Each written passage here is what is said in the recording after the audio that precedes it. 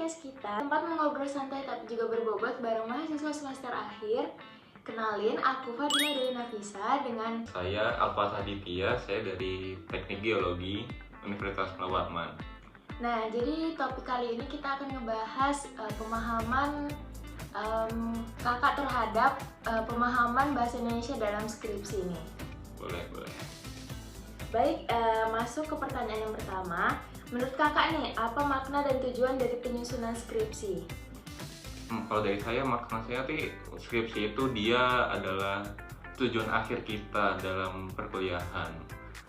Jadi ya untuk maknanya itu ya apa yang kamu pelajari dari semester pertama sampai semester akhir itu dituangkan ke dalam skripsi kita. Jadi satunya apa tadi? Tujuannya. Tujuannya ya nggak lain buat lulus sih, itu aja.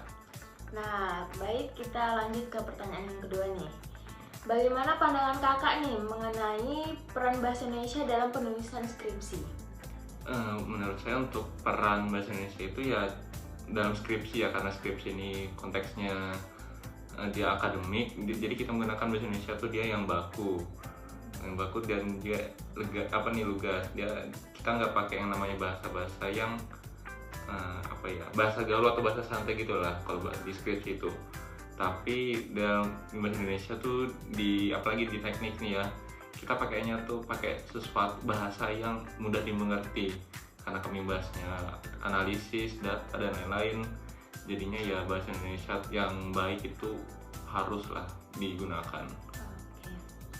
Lalu sejauh ini nih, bagaimana kakak mempersiapkan diri dalam menyusun skripsi dari sisi kebahasaan Indonesia itu?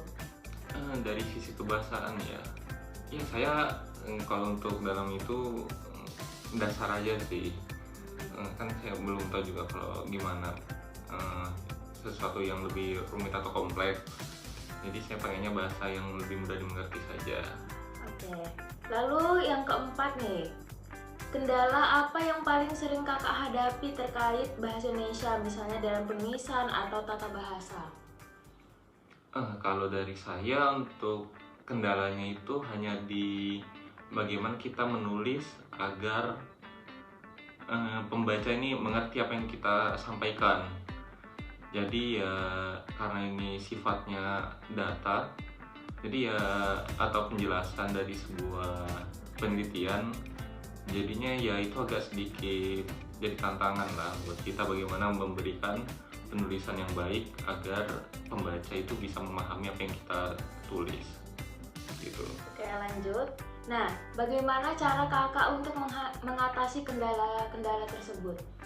Untuk mengatasi kendala tersebut ya yang pertama ya menurut saya ya lebih memperbanyak literasi membaca, entah itu membaca buku, membaca jurnal atau artikel-artikel yang bertebaran di internet. Itu bisa menjadi jadi sarana lah bagaimana kita bisa memperbaiki tata bahasa yang baik. Oke, nih untuk pertanyaan yang terakhir nih, apa pesan atau saran kakak untuk adik tingkat agar lebih siap menghadapi skripsi nantinya? Pesannya ya kalau dari saya dipersiapkan aja untuk dari awal lah, dari semester pertama tuh mungkin kita masih belajar basic. Mungkin pas sudah di semester 5-6 tuh kita carilah apa yang sudah kita minati dari awal, terus itu kita jadikan judul skripsi kita, dan yang penting terus berusaha dan jangan malas, itu aja. Oke, baik, terima kasih banyak Kak atas jawabannya yang sangat membantu ini ya. Oke, baik, sekian podcast yang dapat kita sampaikan. Sampai jumpa di podcast-podcast selanjutnya. Dadah!